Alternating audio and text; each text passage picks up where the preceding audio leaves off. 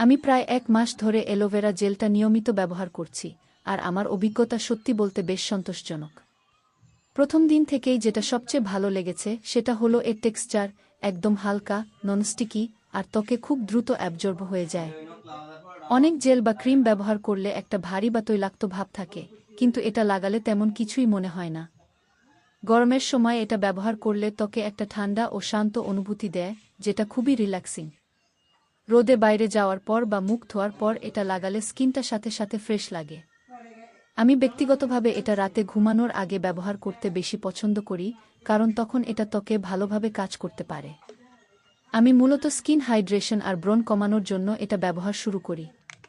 কয়েকদিন ব্যবহার করার পরই বুঝতে পারি, আমার ত্বক আগের তুলনায় অনেক বেশি সফট আর ময়েশ্চারাইজড লাগছে। শুষ্ক ভাব অনেকটাই কমে গেছে।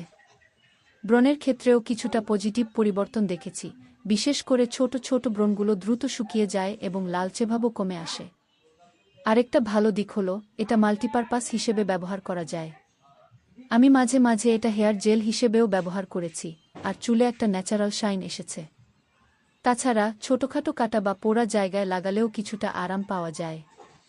যেহেতু এটা প্রাকৃতিক উপাদান থেকে তৈরি, তাই আমি কোনো বড় ধরনের সাইড ইফেক্ট লক্ষ্য করিনি।